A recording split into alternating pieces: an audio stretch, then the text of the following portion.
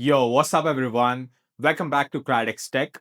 I'm your host Shubham, and today we are talking about this guy right here, the Samsung Galaxy S25 Ultra. I've been using this as my main phone for almost 10 months to a year now, through updates from One UI 7 to One UI 8 for gaming, content creation, Gemini prompts, late night doom scrolling, you name it. In this video, I will break down the design, display, and so on, and then give you the final verdict, especially if you're thinking about upgrading from the S23 Ultra or waiting for the latest flagship, the S26 Ultra release. Grab your snacks, don't drop your phone on your face, and let's jump in, shall we?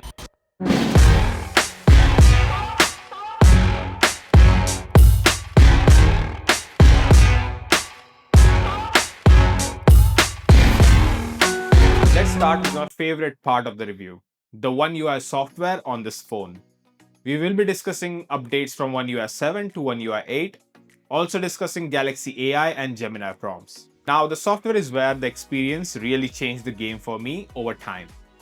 The phone originally launched with Android 15 with One UI 7 and later got the One UI 8 update based on Android 16, bringing a big wave of UI tweaks and Galaxy AI features to this S25 Ultra. It will also be getting the One UI 8 later this month, so stay tuned for that for the latest updates and features. Here is what stands out in the software: the new One UI, Now Bar, and Now Brief. Now Bar is at the top and on the lock screen, giving quick access to live stuff running in the background. Just like playing media, a few live notifications. While Now Bar is great, Now Brief isn't something I open up daily, and more like once a month type of app. Second, the notification and quick panel. You have the notification panel and the control panel separated, or you can merge them back into one like the older versions. Your choice. Third, the lock screen widgets. The lock screen has become more like iOS, with widgets and more layout options. But yeah, as you said, not a ton of widget choices yet. It's good, but could be better. Fourth, the app drawer and weather. Vertical app drawer is still here if you're coming from another Android. It feels natural, as when you leave the app drawer, it will remember the position and open exactly where it was left off the last time, which is a clutch. The new weather widget and the lock screen weather animations are actually great. Small touches like these make the phone feels more alive. Fifth, the Galaxy AI and Gemini. The S25 Ultra leans heavily on Galaxy AI plus Google Gemini integration. You get things like text summarization to summarize the entire document. AI Select, which is hidden on the sidebar for usual Galaxy devices. I do remember having this similar feature on my older S10 Plus, without the AI of course. Generative editing in photos, which is just unmatched in any phone out there. Apple. Circle to search improvements, which can now identify music as well. There is Photo Assistant, which works like a charm as well. Heck, you can even separate app sounds in the settings, like dual audio, Wi-Fi sharing from Wi-Fi hotspot, and the list just goes on. With Google Gemini or Ultra subscription, prompts run smoothly and responses are super quick. Though smart home stuff like the lights can sometimes hiccup. That's more of a Gemini ecosystem thing than the phone itself, as it's sometimes unable to access some content while on the lock screen. The Gemini Live is great if you want to brainstorm things or want to quick look up for a recipe I want to make.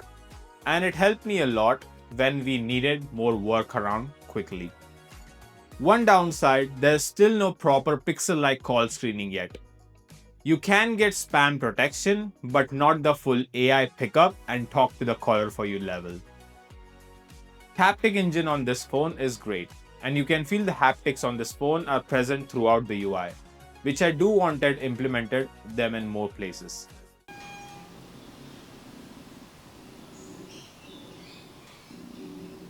And finally, the whole UI feels premium with animation filled up.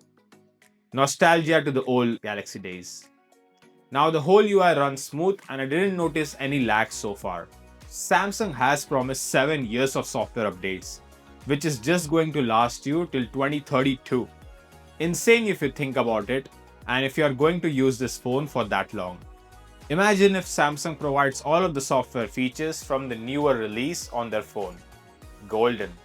7. The good lock and customization.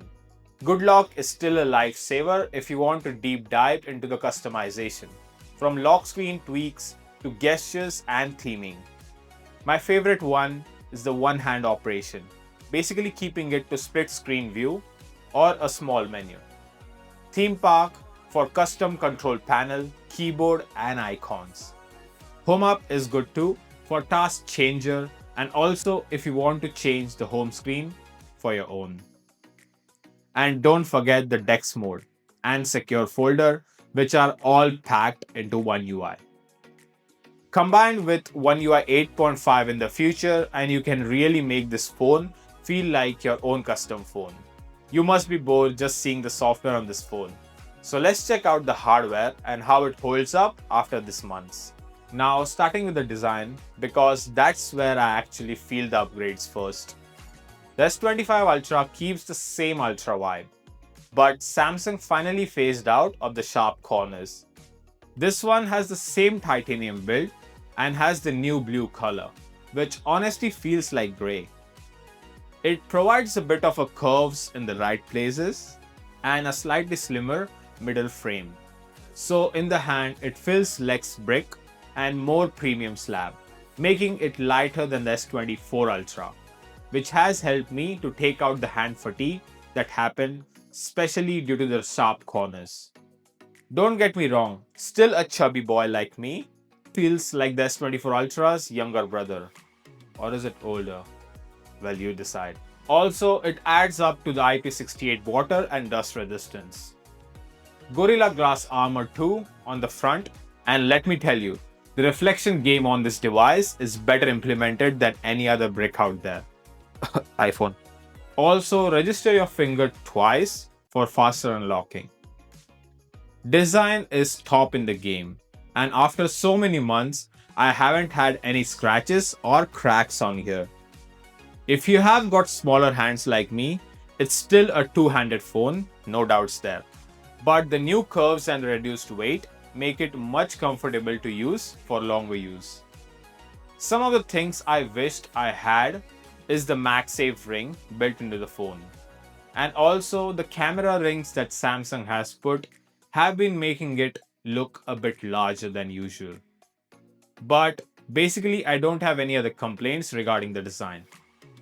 Moving on to the display, and honestly, this one is the main reason to buy this phone. You're getting a 6.9-inch dynamic AMOLED 2x panel with Quad HD resolution and which can ramp up to 120Hz with LTPO refresh rate. And it even goes up to 2600 nits of peak brightness. In normal language, it's a huge display with smaller bezels. It's crazy sharp and buttery smooth. You can actually see it outside and it's sun readable, so you can stop playing hide and seek with the clouds. Now, this doesn't actually come with the highest nits of peak brightness, which might be the 10 Pro XL side by side, and I wouldn't mind living with this either. Even the CMF phone has brighter display outside, but the anti-reflective coating plus higher brightness means even the harsh indoor lighting and direct sunlight isn't a big drama. Comparing this with the normal coating, and it does cut out 50% of the reflection. Coming to the content, HDR content on Netflix and YouTube just pops. Blacks are deep, colors are punchy without getting oversaturated like older Samsung flagships. Unless you switch to the vivid mode, and yeah, welcome to the RGB land. You can see that against the Samsung Galaxy S10 Plus from 6 years back, this isn't the top of the end display and it's just a 8-bit panel instead of the 10-bit. But I ain't complaining, as it uses frame rate control to stimulate 10-bit colors The 120Hz adaptive refresh rate ramps down to 10Hz as well when you are reading, which helps with the battery. The 1440p screen is too sharp as well, and I refuse to put it on 1080p, even though I don't pursue it most of the time. This phone does support HDR10 Plus along with video upscaler, and it upscales the content which is in 480p and 720p, upscaling it to full HD. If you watch a lot of movies, animes, or if you're a scroll addict like me, let's face it, the screen is absolute eye candy.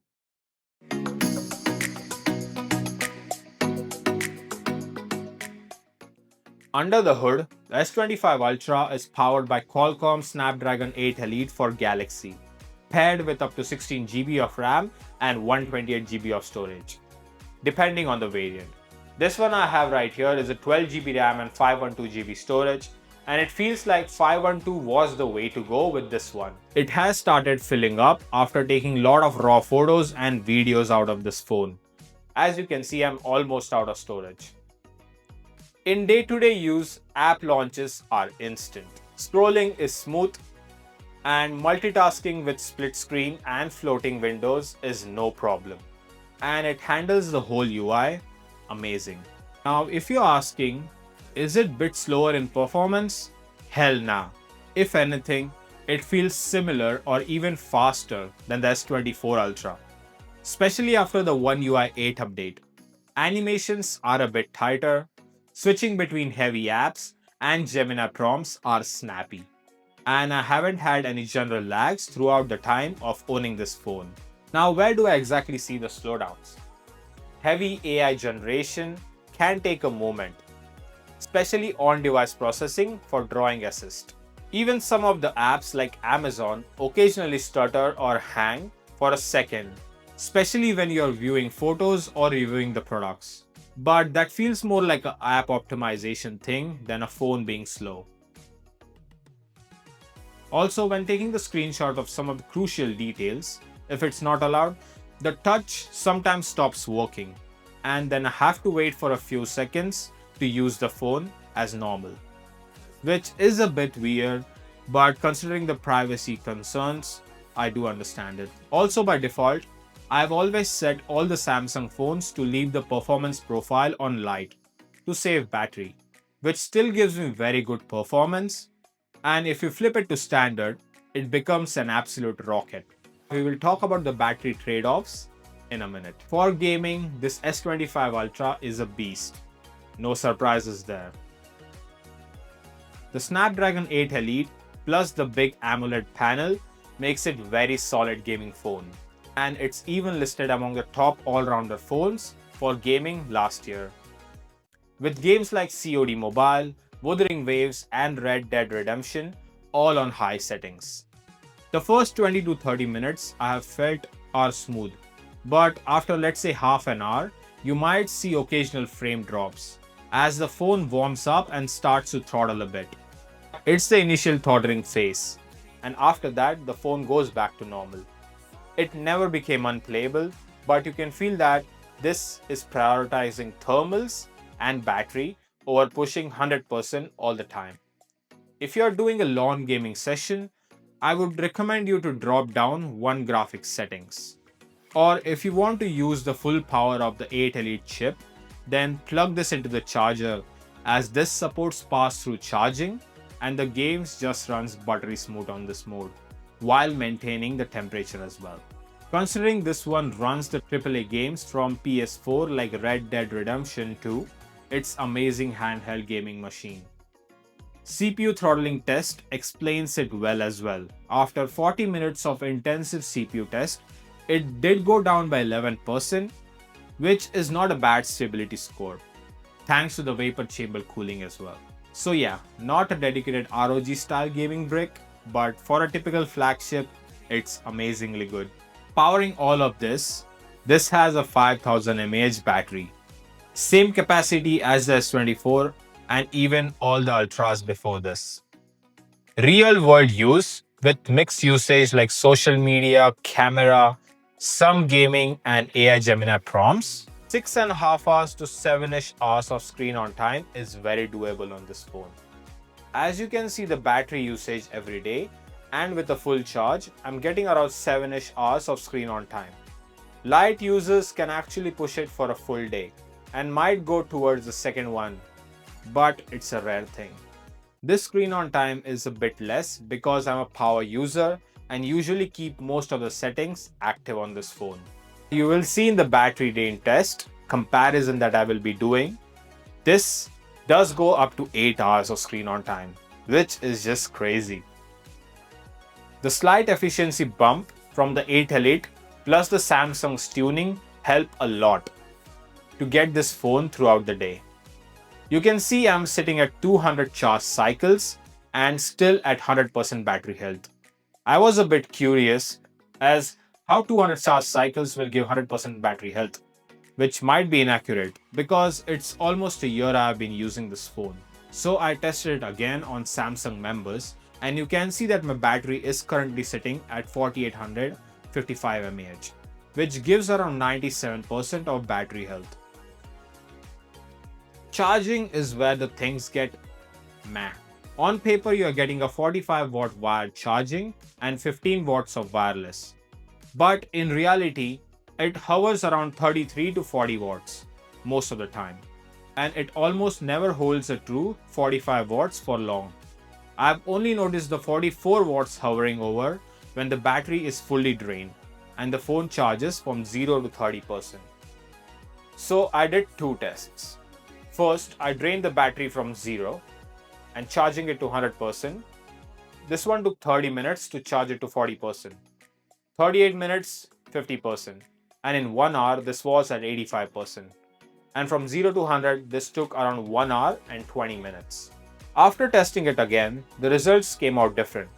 The time when I was charging the phone didn't fluctuate because I turned it on and then left it to charge. Here in 30 minutes, it went up to 70%, 84% in 40 minutes, 95% in an hour, and it took just 1 hour and 8 minutes to charge to 100%. Full charge is decent, but not OnePlus warp level speed. Even most of the mid-ranges like the Nothing Phone 3a Pro and Motorola X60 Fusion both support 50 as well as 68 watts charging.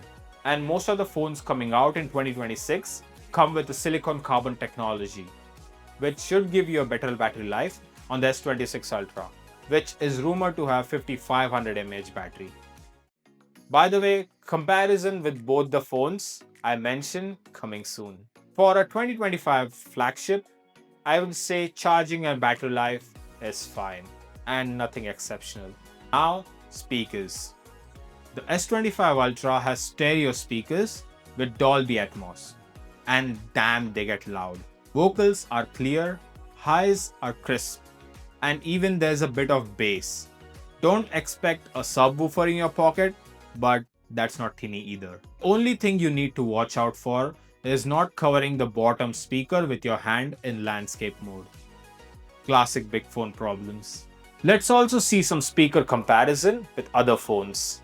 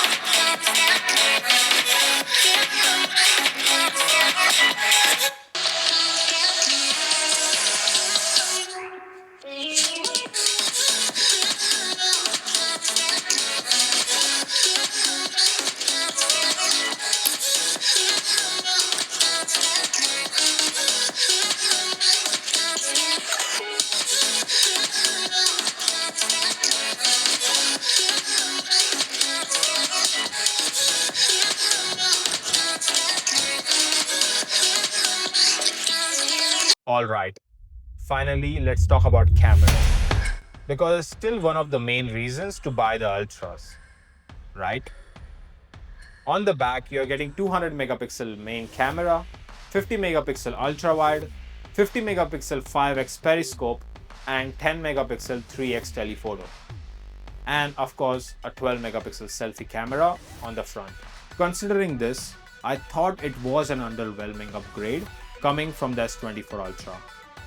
As I have been using this phone for almost a year now, I have taken thousands of photos with this one, and I have some mixed results. In practice, daylight and difficult light shots are super detailed. Dynamic range is solid. Colors have the Samsung pop, but are controlled than the older generations. And I do prefer the overall look of the photos. All the shots are brighter and vibrant, just as we like. It can be said for all of the lenses, as the zoom capabilities in the daytime is just great, and it maintains all the details in every sensor, be it 0.6x till 10x, and even beyond that. Samsung's processing in the 200 megapixel sensor does a really great job too, and you can actually see that in the expert raw photos as well. Now coming to the zoom, the 3x and the 5x looks amazing, and it feels like the 5x periscope lens always has a character to it. The photos coming out of both of the zoom lenses are amazing, but the 5x does the job with 75mm shot, which just looks natural and amazing all the time.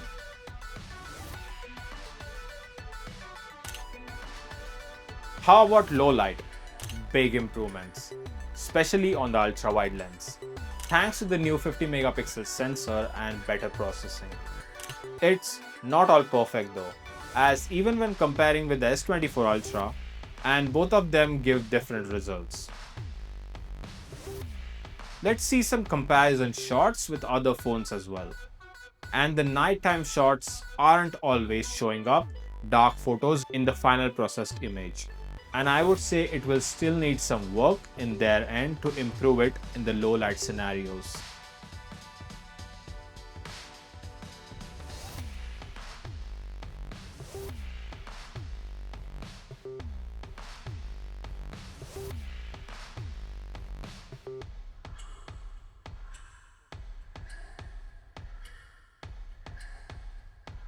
What about the videos? Up to 8K recording, but I usually stick with 4K at 60 or a 30 FPS. Now this can also do 4K at 120, also supporting log, which does help a lot in color grading the footage later. While the HDR10 Plus options still exist, log format video is just the best way to go for serious video production. It also has cinematic video, which blurs the background for the subject, comes with dual audio. Dual record is also here, which Apple just announced on the new iPhone 17 series. And don't forget the Pro Video mode for taking advantage of the actual sensor on the phone. Stabilization is excellent, provided you enable it. Great for vlogging or travel videos if you don't want to carry a separate camera. This isn't on par with iPhone yet, but it's getting closer. It would have been great if they have maintained the same exposure throughout the video. The only con I'd consider is sometimes in low light, Samsung still goes a bit aggressive on smoothing faces, with the exposure and jerks adding on to it. But overall, this camera system is easily one of the best in any phone right now, and just behind the Vivos, Oppos, and Xiaomi's of the world, as they do implement the AI introduced in the photos as well as videos. Connectivity wise, this thing is loaded. 5G of course. Wi-Fi 7 is super fast, be it home or office networks. This also supports eSIM as well as physical SIM. And the ultra wideband chip on the Ultra models. I'm not sure if I have used it yet, but it's good to have. And satellite connectivity for emergency situations. So if you're out of coverage, you're good to go. This doesn't have SD card support, and that's the reason I personally tell you to go with the 512 GB variant if you can. With 4K or 8K video recording, big games, AI downloading, 256 GB just fills up faster than you think, which did happen to me in the S24 Ultra. So 512 GB is a sweet spot, unless you're a proper storage holder. Coming to the S Pen, here's a controversial one. Samsung removed the air gestures and the remote camera shutter from their S Pen. I hated this at first, but I realized I never actually used the S Pen throughout the time owning this phone. And heck, I even lost my S Pen. It didn't fall off accidentally. Basically, I kept it somewhere and then lost it. So now the S Pen is more of a traditional stylus. Still great for note taking, drawing, or editing, but no more waving it like a Harry Potter's wand to control the camera. No wizardry at all. Overall, this phone feels like 90% there. Smooth, polished, and packed with features. There are minor quirks and occasional stutters, especially with third-party apps and heavy AI tasks, but not a deal breaker. And don't forget Samsung Desk.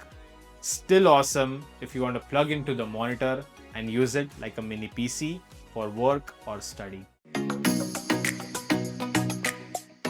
Coming to the conclusion on this phone, after months with S25 Ultra, should you buy it? And more importantly, if you're coming from S24 Ultra, heck, just skip it. Honestly, it's an evolution, not a revolution. You're getting a lighter, more compact design, better ultra-wide camera performance, refined display and brightness. Better performance, but loss of Bluetooth in the S Pen. Even deeper Gemini integration, including the Bixby into it. The core experience is very ultra. If you're an S24 Ultra user, and if it's in the great condition, this one is more like a treat for yourself upgrade and not a must-have upgrade right now. But if you're coming from older phones like an S22, S21 or the Note series or any other brand, this thing is a monstrous upgrade. One of the best displays on any phone out there. Top tier performance with only minor throttling in very long gaming sessions. Excellent cameras for photos as well as videos, and a strong 1-day battery life. This also does long-term software support with AI features built into the phone. And what about the cons? Charging is okay, not class leading. And it should have had MagSafe rings at the back, as I'm using all the Max's accessories since the iPhone. And even the S Pen lost some of the fun tricks. The Galaxy AI plus Gemini integration are powerful, but not perfect. And yeah, it's expensive. Your wallet will feel it more than the phone being heavy. Now, talking about the S26 Ultra rumors, but I think you should wait for the S26 Ultra release, as the S25 should get a bit cheap. S26 Ultra just released, and it comes with a privacy display for blocking certain parts of the display, which is just amazing. It also has a 10-bit panel, finally, from the S25 Ultra. It also comes with Snapdragon 8 Elite Gen 5 chip, which is a newer processor for Galaxy, and it also supports 60 watts of wired charging. But the battery cell is still the same at 5000 mAh. It has got slightly slimmer and thinner frame too. The cameras are new with horizontal lock and 4K auto framing, which is a good enough upgrade from the S25 Ultra, making it not much of an upgrade from the S25. So what do you think? Are you gonna go with S26 Ultra? So what's the final verdict? If you want one phone that basically does everything, content creation, gaming, productivity, AI tools, decks, note-taking, the S25 Ultra is still absolutely one of the best choice to go even in 2026. That's it for the review, guys. Let me know if you have any questions in the comments below. especially if you're deciding between the S24 Ultra or the S25, or between this or any other phone. If you found this one helpful, drop a comment, like and subscribe to Crytex Tech, and I will see you in the next one. Chole.